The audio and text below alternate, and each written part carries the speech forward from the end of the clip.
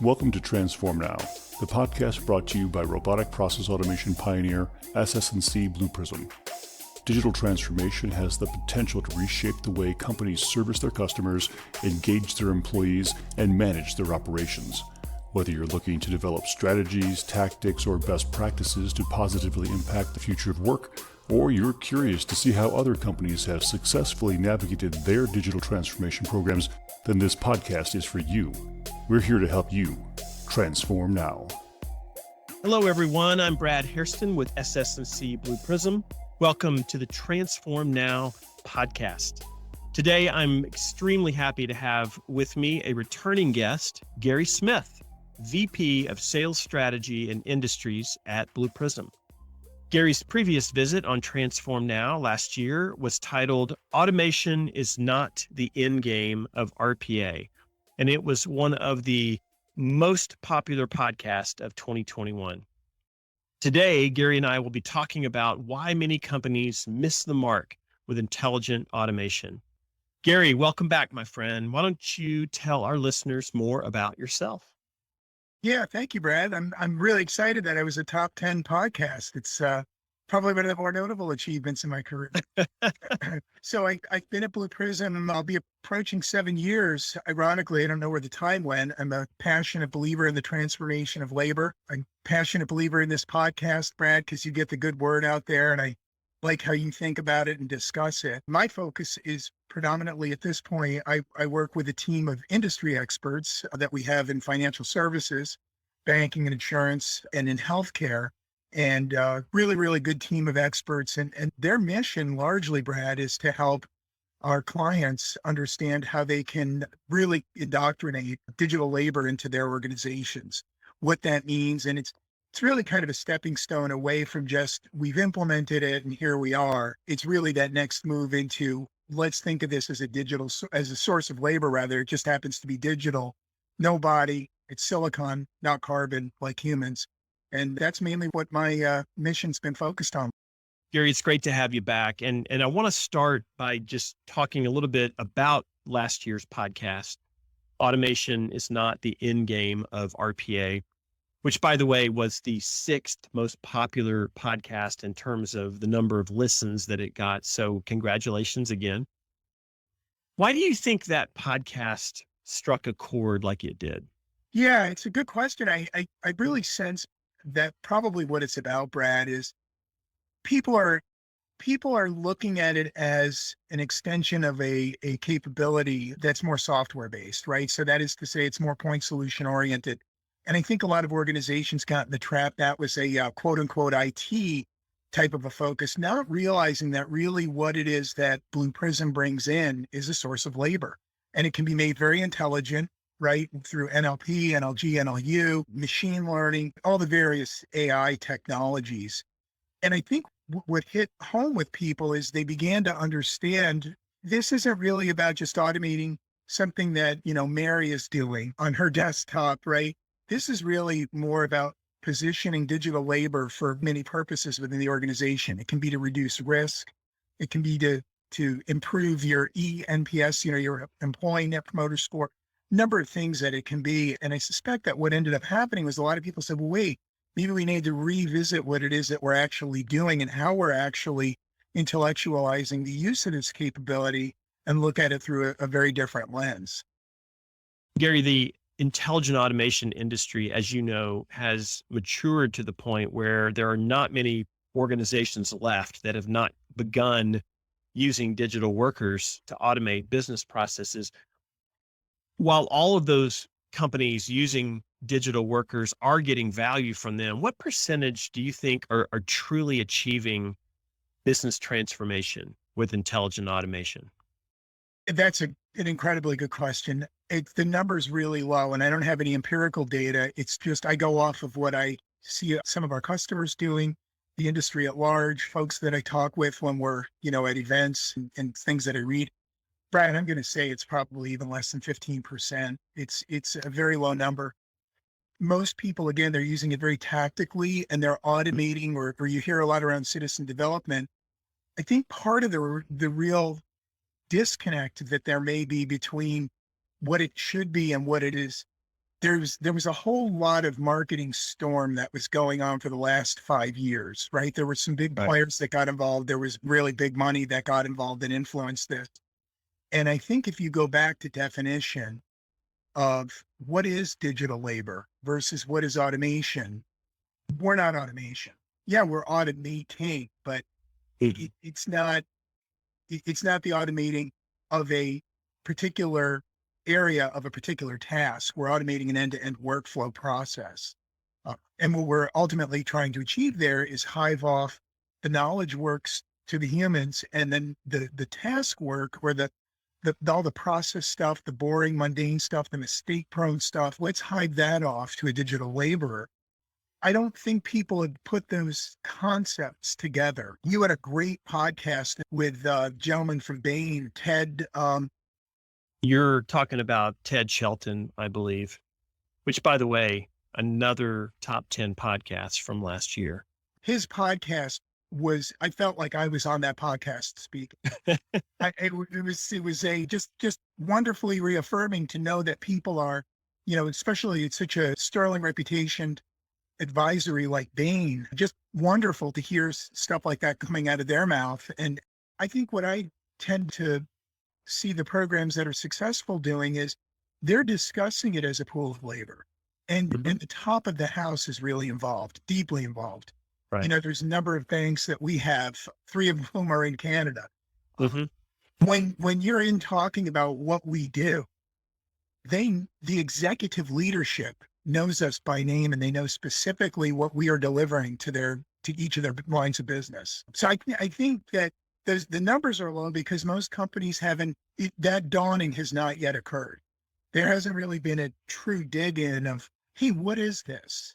We know we check the box because we're doing automation, but is it really the level and the degree to which that we should be going after it?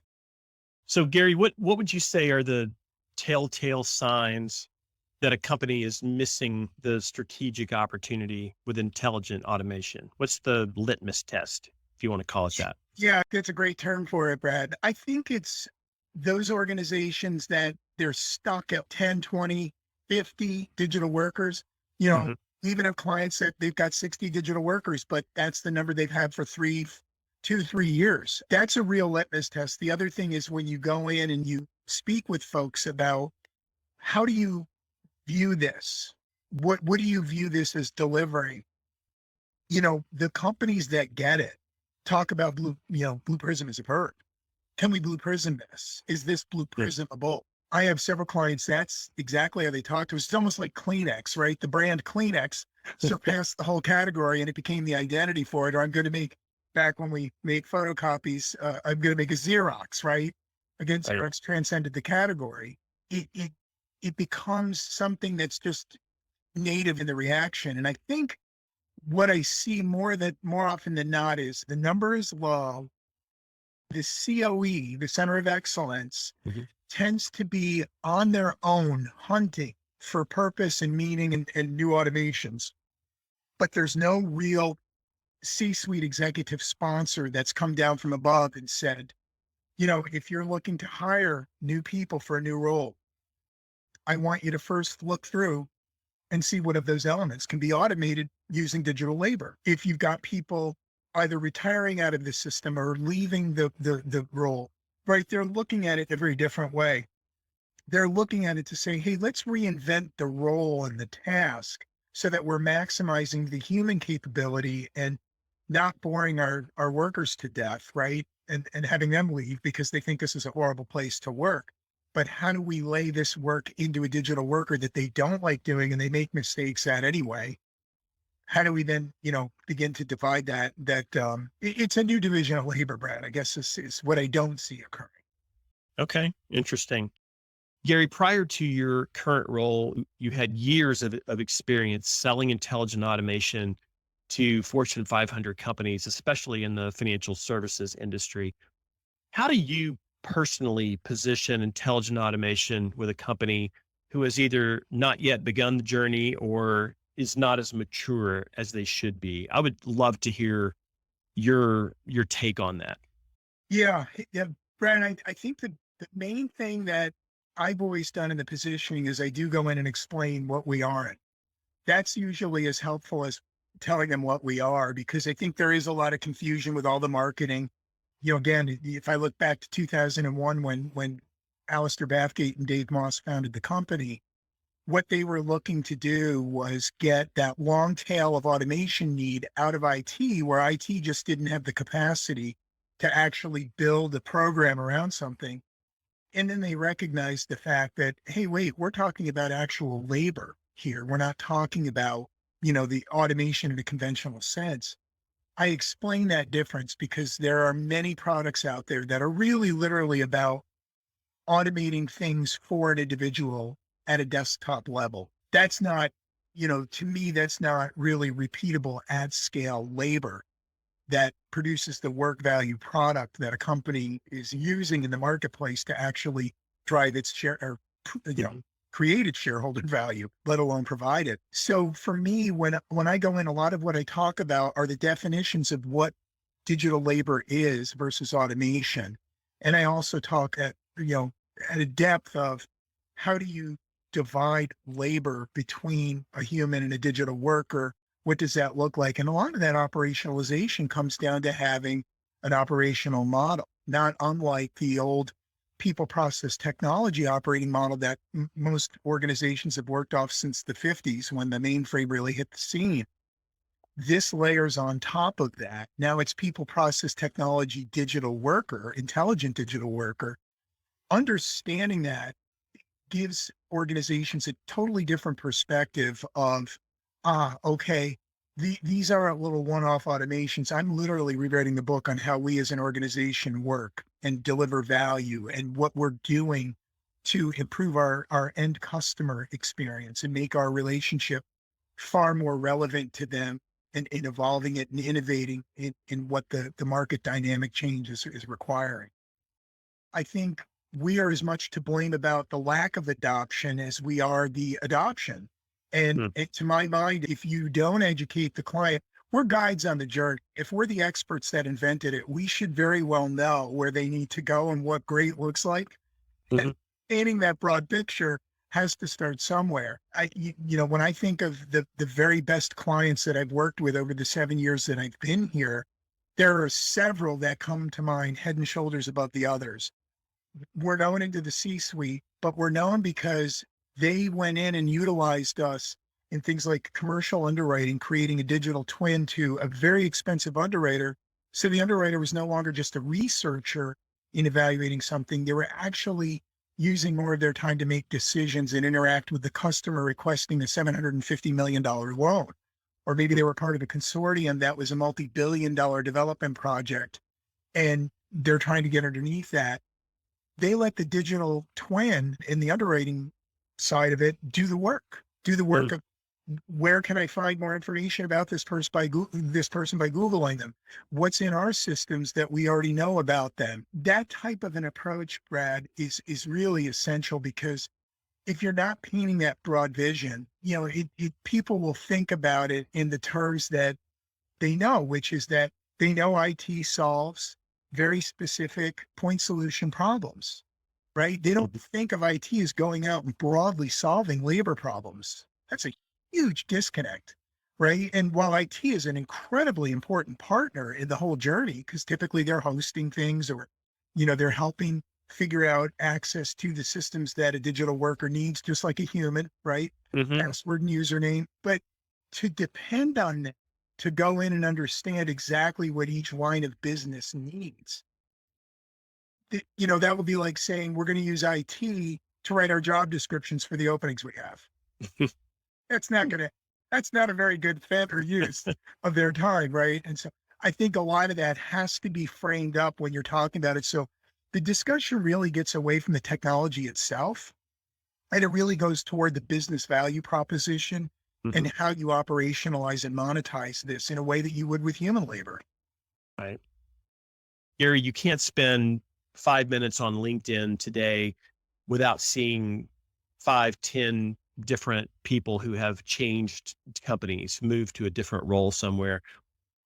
So the great resignation is alive and well. Do you think it will essentially be the next supply chain crisis? That's a great way to put it, Brad. I think that's exactly what it is. It's going to be a constraint that's going to catch many organizations. It's catching them unaware now, but I think they feel it will probably resolve. As we come out of the pandemic Mhm. and things start to normalize or go to a new normalized, I think that the expectation is it will become an employer's market again with them being able to, pick from the cream of the Yeah. crop. I don't think it's going to go back to that. I think generationally, you have issues that have been bubbling up for some time.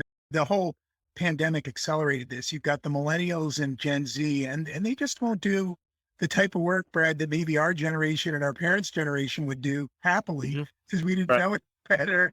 They know a lot better. And so this will continue on. And I think organizations that understand that right away and understand that to my mind, Brad, one of the ways I've positioned us in the past is for every person you hire new to the organization, you actually should have a digital worker that hires in with that individual to act as their digital twin and to take away a lot of the garbage work from them. I don't believe for one moment that a doctor or a nurse goes through medical school and nursing school for all those years to figure out how to enter the appropriate insurance code while they're trying to save lives. I can't be sold on that fact. I don't think it's a fact. I think it's a myth, right? I think that's why you're seeing a lot of medical professionals walk away. I think the pandemic broke the back of them. That certainly accelerated, but you know, that's something we focus on all the time. I've got two individuals that cover healthcare, both former practitioners. That is exactly how they're positioning things. And when we are in, major organizations, major hospitals, major nursing homes, these are themes that are coming up. We're also seeing it on the other side of the ledger, which is in, things like financial services, people that go to business school, right? They weren't really there to, they were there to change how the business operates and the things that the business system improve the business. Well, if the one thing you can't improve is the work conditions, Mhm. that's a difficult, that's difficult to defend yourself, especially, I think when we see a lot of what's happened with Silicon Valley, disintermediating banking one stripe at a time, there's fintechs, if I were a banker, I would probably not be very interested in going to an old line bank when I could go somewhere newer where I know that a lot of the garbage work that I would have to do at the old line bank doesn't exist anymore. It's going to let me focus in on other things. Gary, do you think it's possible that investors who love to ask tough questions to the companies they're considering investing in, do you think it's possible they will one day ask companies what percentage of your labor force is digital? Brad, that's it.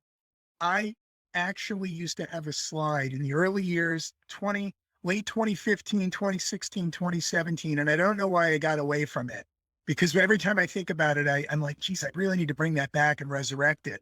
I used to put a slide in and I took a picture. If it was a publicly traded company, I took a screenshot of their annual report, their most current annual report. And usually in that margin on the right where it talks about the revenue and Mhm. the employee size and the number of locations around the globe, I would go in and I would add under that they were an organization of 150,000 people. I would add in an organization of 10,000 digital workers. And I used it as a mechanism to get a discussion going. Mhm. And it never failed. This Yeah. is what you will be someday, and analysts will be tracking your Mhm. efficacy and part of that efficiency will not come from humans. It will have Mhm. to come from digital labor. The Right. gates have already opened. We may not be flooding yet, but it will happen and it will happen very quickly once it picks up. And Right. analysts start asking the question, how much digital labor do you have? And people looking to invest in your company will say, Mhm. these guys don't even have a digital labor source that they recognize and refer to. How can they possibly be serious? Yeah. It puts them at risk for all the regulatory stuff on drug discovery or managing the custody chain of a compound that goes into a drug. All these things, they're going to change. And I think, Mhm. right, I think analysts are going to start, some probably already are, and we just don't Yeah. know it yet. But yeah, it's a great question, Brad. Well, Gary, as we talked about a moment ago, you've worked with a lot of our top, financial services customers over the years, including some who have truly transformed themselves with intelligent automation. Could you pick one of those customer stories to share with us? I'd love to hear how their journey took shape and what enabled them to make automation a strategic capability. Yeah, no, that while I don't want to name them, I can be coy enough because they have Yeah. presented several Blue Prism worlds. The bank that I'm referencing is a Canadian. They're one of the so-called Big Five Canadians. I think they're a top 26 globally. They're a huge bank, massive organization, Yep. sterling reputation in the Hmm. marketplace. But one of the things that was interesting about them, Brad, when my initial contact with them was in December of 2015. And it was just a very interesting dialogue. The questions they were asking, it was very apparent Uh-huh. that they had spoken to several of our competitors at the time. It shocked me, in fact, the types of questions they were asking, because I felt like they were trying to drive at something deeper, but because of who they had spoken to, they really didn't know the questions to ask, and they didn't realize the depth to which you could go to with Right. digitally. Right.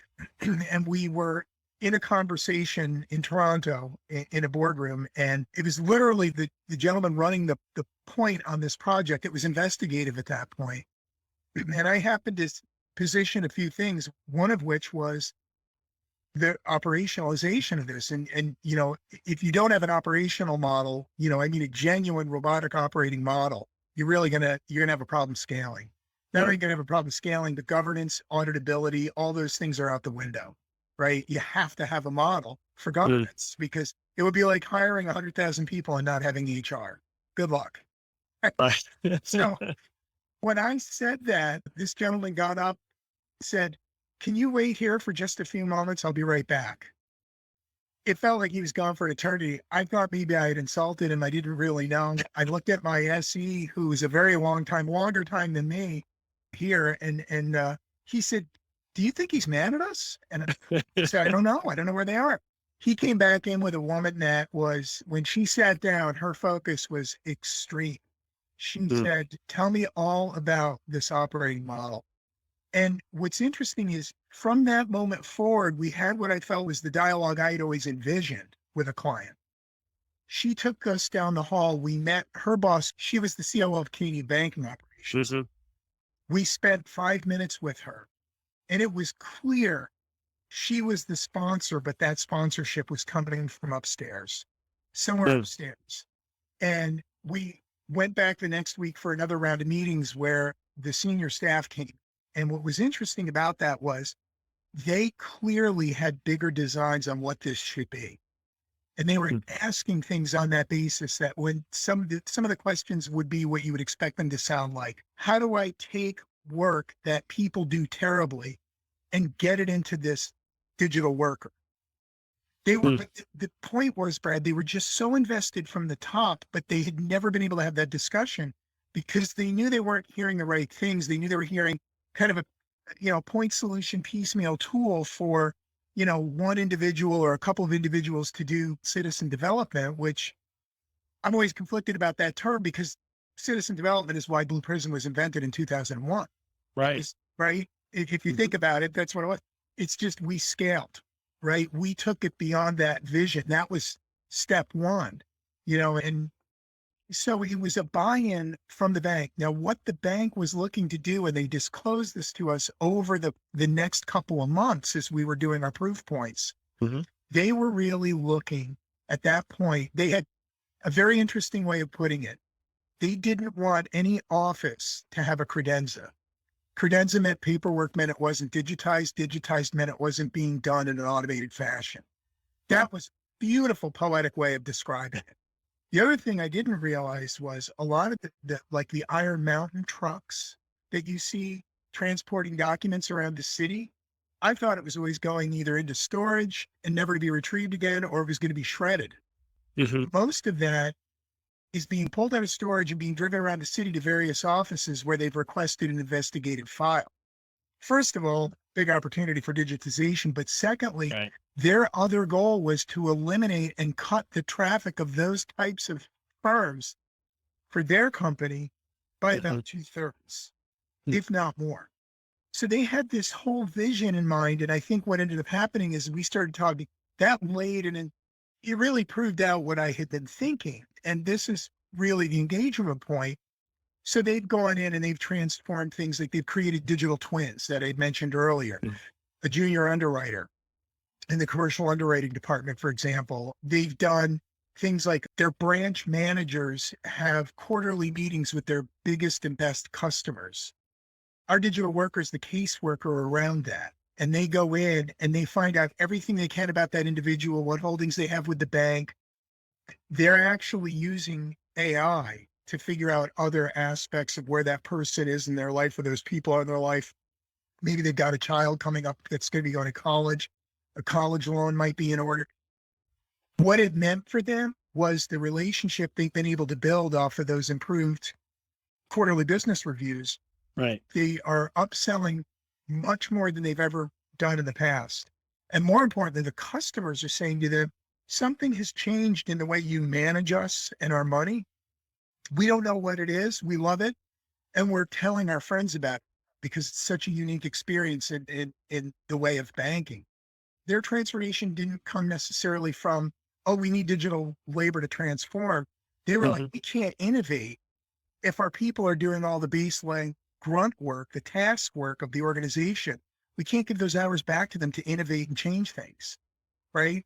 And that was really how they came at it. And again, Brad, it was one of the calls that we had months after. This was 2 months after we had actually signed and started our first project. It turned out that the CEO had been listening in on the readout of some of what we were doing. And he only talked in the last moment or two to congratulate us and to thank us for the work we were doing. How long did it take this particular customer from the minute they began their journey to the point where you would say they achieved scale? They started out small, conservatively. They bought 20 digital workers, but within 2 months, they bought another 20. And by this end of that first summer, which was only maybe 3 months beyond that, they were up to over 100. I think they were already scaling then, but where the real consumption for them began was they started doing these things called Intelligent Automation Institute internally for their own management. So it was VP and above, and they would have all-day sessions. In fact, we were frequently participants in them. Some of our professional services consultants would go over, some of our leadership would go in, talk about things. And there was always exercises where they would break out, and I couldn't get over the sheer number and volume of, wasn't even automations. That's almost an insulting term to use.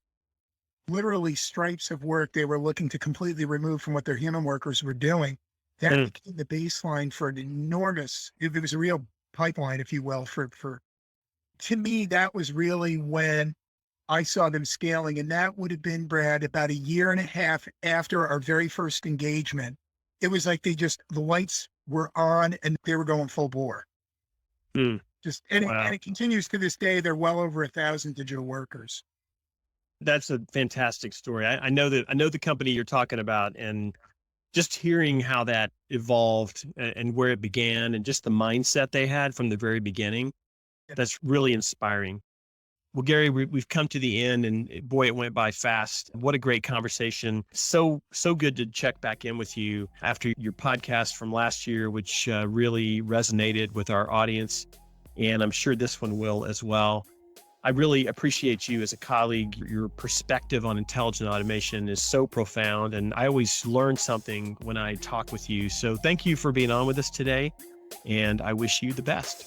Thank you, Brad, and thank you for having me back. I always love coming on this and talking with you.